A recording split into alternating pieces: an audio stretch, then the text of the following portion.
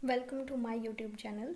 हम लोग history BA first year cover कर रहे थे और हमारा जो हिस्ट्री सेमेस्टर 1 है ये ऑलमोस्ट कंप्लीट हो चुका है।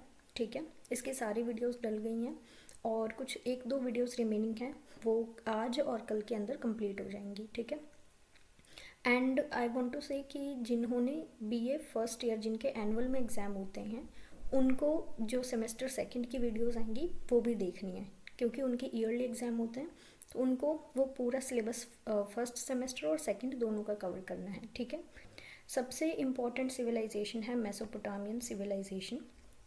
आपके सिलेबस के अंदर इस सिविलाइजेशन को दिया गया है और हमें इसे डिटेल में पढ़ना होगा। ठीक है, हमने प्रीवियस वीडियोस के अंदर भी देखा है कि ये रिवर टिग्रिस और यूफ्रेटस रिवर्स के बैंक पर सिचुएटेड है।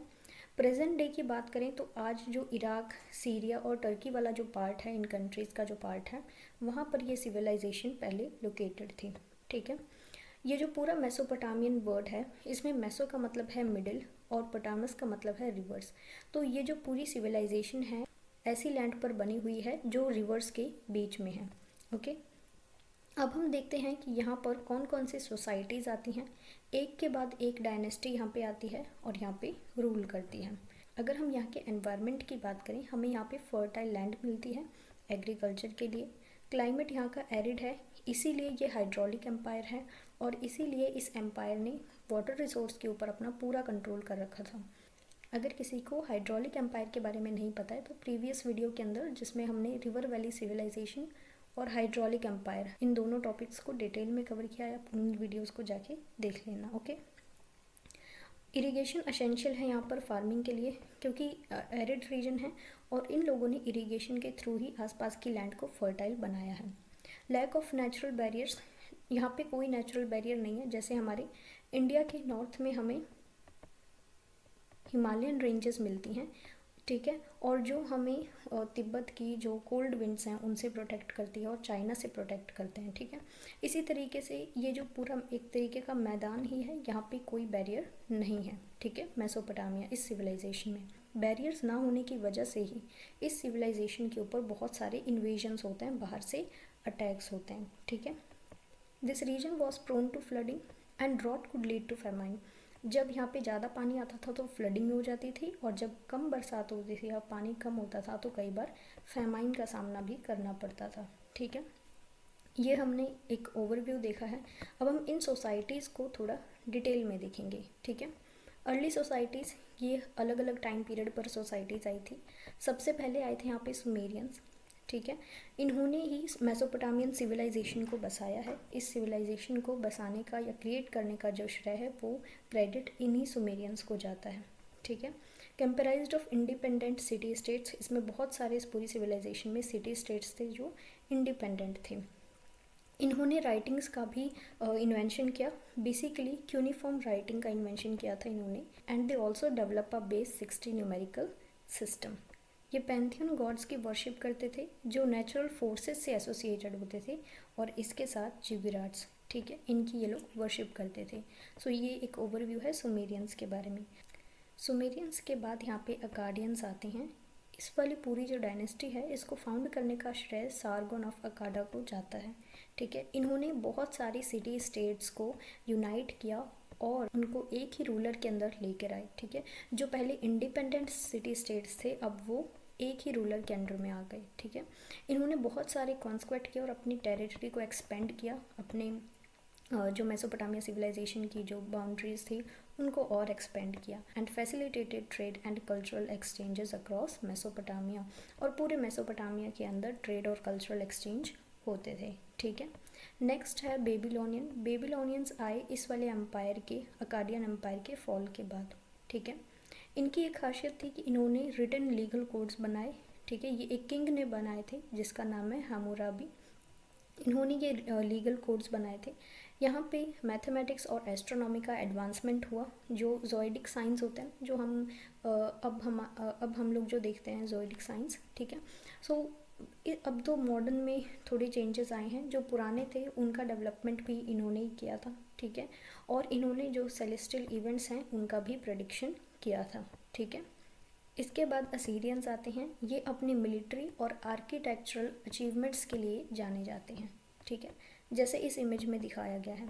ओके, इन लोगों ने कैवलरी का यूज़ किया और इन लोगों ने बहुत सारे पैलेसेस और टेम्पल्स बिल्ड किए।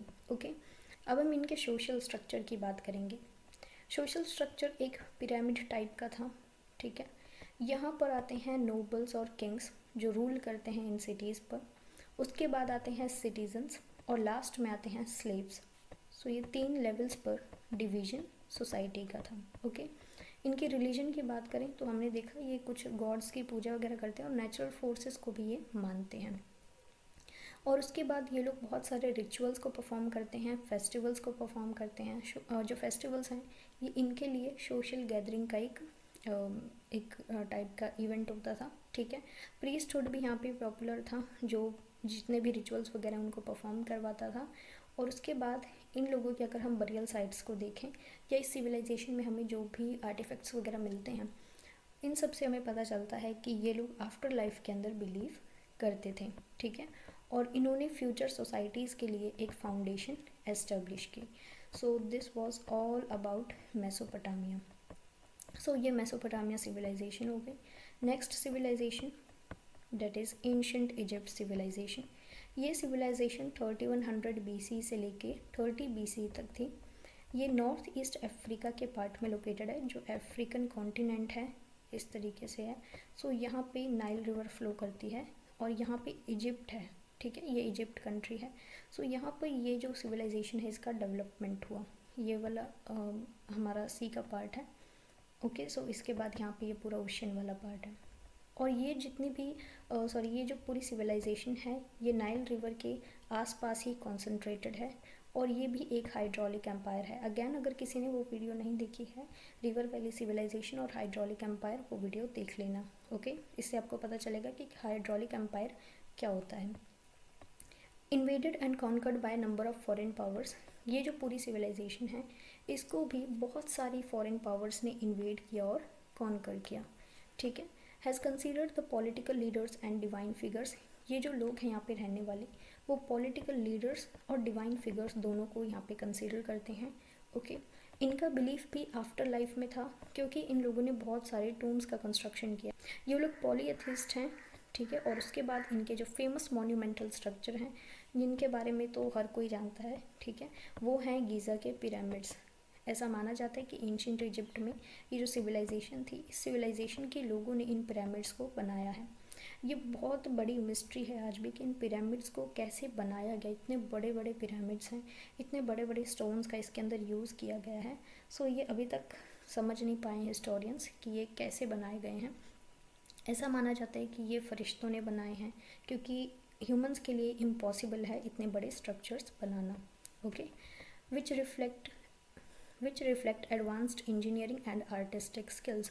ऑब्वियसली ऐसे पिरामिड्स बनाना कोई मामूली सी बात नहीं है।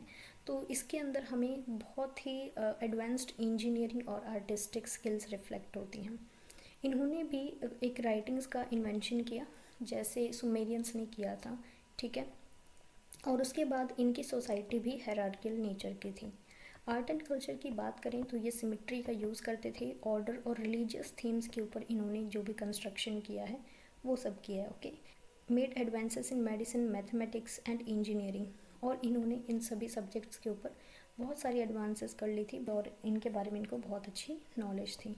और इन्होंने लूनर साइकिल के बेसिस पे कैलेंडर का भी डेवलपमेंट किया। ओके, सो ये आप देख सकते हो कि इतने सारे डेवलपमेंट किए इस सिविलाइजेशन ने, कितनी इम्पॉर्टेंट चीज़ें ये लोग जानते थे और कितनी इम्पॉर्टेंट है ये सिविलाइजेशन। सोशल स्ट्रक्चर की बात करें तो सबसे पहले जो एब्सोल्यूट पावर थी वो गॉड किंग के पास होती थी।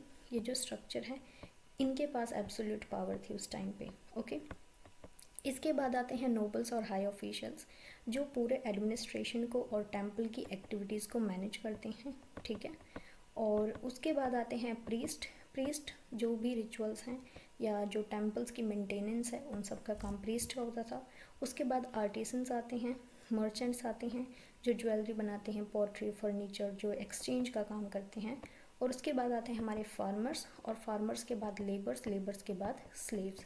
तो इनकी जो सोसाइटी का स्ट्रक्चर है वो ज़्यादा कॉम्प्लेक्स है as compare to Mesopotamian civilization. ये लोग अपने घर ब्रिक से बनाते हैं। इनकी डाइट के अंदर प्राइमरली ये लोग ब्रेड, बियर, वेजिटेबल और फिश इन सब का यूज़ करते हैं। मीट वेल्दी लोगों के लिए रिजर्व था, जो लोग वेल्दी होते थे वही मीट को कंज्यूम करते थे। म्यूज़िक, डांस, गेम्स, बहुत सारी एक्टिविटीज़ ये लोग करते थे। इसके साथ हंटिंग और फिशिंग वहाँ पे बहुत ज़्यादा पॉपुलर थी। इकोनॉमिक एक्टिविटीज़ को देखें तो ये लोग एग्रीकल्चर करते थे। उसके बाद इनकी इरिगेशन की टेक्निक बहुत ज़्यादा एडवांस थी। इनके ट्रेडिंग पार्टनर्स हैं नूबिया, पुंट और लेवेंट, ये इनके ट्रेडिंग पार्टनर्स हैं। Trade off timber, precious metals and exotic goods, जो चीज़ें इनके यहाँ पे प्रोड्यूस नहीं होती, जो चीज़ें इनकी सिविलाइजेशन में नहीं मिलती, ये लोग उनको बाहर से ट्रेड करके ले आते थे, जैसे टिम्बर, प्रेशियस मेटल्स और एक्जॉटिक गुड्स। लैंड और रिवर रूट दोनों ही ट्रेड को फैसिलिटेट करते हैं। रिवर रूट यहाँ पे नाइल रिवर का था। बार्टर सिस्टम कॉमन प्रैक्टिस थी, कोई करेंसी नहीं थी। ज्वेलरी, पोट्री, टेक्सटाइल्स, फर्नीचर्स, ये सारी चीज़ें बनाते थे। और लेबर यहाँ पे जो बड़े बड़े प्रोजेक्ट्स होते हैं उनको करने के लिए लेबर को एम्प्लॉय किया जाता था। टैक्सेशन सिस्टम बहुत इंपॉर्टेंट है इस सिविलाइजेशन के अंदर। मैंने ये टैक्सेशन सिस्टम पहली बार पढ़ा है कि ये किसी सिविलाइजेशन में एग्जिस्ट करता है, ठीक है। हो सकता है और भी सिविलाइजेशंस में हो। स्टेट का बहुत सिग्निफिकेंट रोल होता था, ठीक है, इस सिविलाइजेशन के अंदर, और ऐसा ही मेसोपोटामिया के अंदर भी है। ओके, सो ये दो सिविलाइजेशन हो गई, एंशिएंट इजिप्ट और मेसोपोटामियन सिविलाइजेशन। अब एक और सिविलाइजेशन बची है, that is Yellow River civilization in China. इस लास्ट टॉपिक को कवर करके हम अपनी इस पूरी यूनिट को एंड कर देंगे, ठीक है, और ये पूरी यूनिट भी एंड हो जाएगी और ये पूरा फर्स्ट सेमेस्टर कंप्लीट हो जाएगा। ओके, ये जो रिवर वैली सिविलाइजेशन है ये येलो रिवर पर बनी हुई है चाइना के अंदर। ये रिवर कुछ इस टाइप की है, ये आप देख सकते हैं इस वाली दोनों इमेजेस के अंदर, ठीक है। इसीलिए इसका जो पानी है वो एकदम येलो कलर का, इसीलिए इसको येलो रिवर सिविलाइजेशन बोला जाता है। येलो रिवर इसलिए बोला जाता है, पानी येलो है और सिविलाइजेशन यहाँ पे इस रिवर के बैंक पर बसी थी, ठीक है। Okay, so very significant for its early development of agriculture, social structure, cultural innovations. इस रिवर को चाइना सौरो कहा जाता है, जैसे सौरो ऑफ बंगाल है हमारी एक रिवर है जो काफ़ी ज़्यादा उसमें मेंडरिंग वगैरह होती है और वो अपना कोर्स बदलती रहती है, उसी तरीके से चाइना का सौरो इस रिवर को बोला जाता है। ओके, मेजर न्यूलिथिक कल्चर्स जो इस सिविलाइजेशन के अंदर डिफरेंट कल्चर्स आए थे उनकी बात करेंगे। सबसे पहले है यांगसाओ कल्चर। ये अपनी पेंटेड पोट्री, फार्मिंग, इन सब के लिए जाना जाता है और ये लोग एग्रीकल्चर प्रैक्टिस करते थे और इनके ट्रेड नेटवर्क्स थे, राइट। नेक्स्ट है लोंगशान कल्चर। ये कल्चर भी एडवांस्ड पोट्री टेक्निक्स के साथ आया। ये लोग ब्लैक पोट्री का यूज़ करते थे। And the emergence of walled cities. अब यहाँ पे जो सिटीज़ बनी उनके चारों तरफ हमें दीवार मिलती है, ठीक है, मीन्स फोर्टिफाइड सिटीज़ बन गई थी इस टाइम पे इस कल्चर के अंदर। Setting the foundation for more complex political structure. अब यहाँ पे जो पॉलिटिकल जो सिस्टम था वो बड़ा कॉम्प्लेक्स हो गया था, ठीक है, उसकी फाउंडेशन इस कल्चर ने की थी। These were two major Neolithic cultures. Okay, अब हम यहाँ पे देखते हैं कि यहाँ पे सिया डायनेस्टी का कैसे राइज होता है। इस डायनेस्टी को चाइना की पहली डायनेस्टी कंसिडर किया जाता है पूरी चाइना की हिस्ट्री में। Founder of this dynasty was Yu the great, ये फाउंडर हैं इस डायनेस्टी के। Transition from semi nomadic life to settled governance. अब देखो ये डायनेस्टी कितनी ज़्यादा इंपॉर्टेंट है। जब ये डायनेस्टी आई सो यहाँ पे सेटल्ड गवर्नेंस हो गई, लाइफ ज़्यादा सेटल्ड हो गई। जो सेमी नोमैडिक लाइफ थी उससे हमें सेटल्ड गवर्नेंस के अंदर ट्रांजिशन देखने को मिला। नेक्स्ट है Shang dynasty. Developed one of the earliest known writing system. इन्होंने बहुत पुराना राइटिंग सिस्टम डेवलप किया, ठीक है, इस डायनेस्टी ने। They were very advanced in metal work and particularly in bronze. Bronze के काम के अंदर ये लोग बहुत ज़्यादा एडवांसमेंट कर चुके थे। Society was stratified. ये सोसाइटी पूरी तरीके से स्ट्रेटिफाइड थी, जैसे यहाँ पे किंग्स हैं, देन नोबल्स हैं, आर्टिसंस हैं, फार्मर्स हैं, स्लीव्स हैं। ऐसा सेम स्ट्रक्चर हमें वहाँ पे मिला था, दैट इज़ एंशिएंट इजिप्ट के अंदर। These people practised polytheism and animal sacrifices, ये लोग करते थे। नेक्स्ट वो जोऊ डायनेस्टी।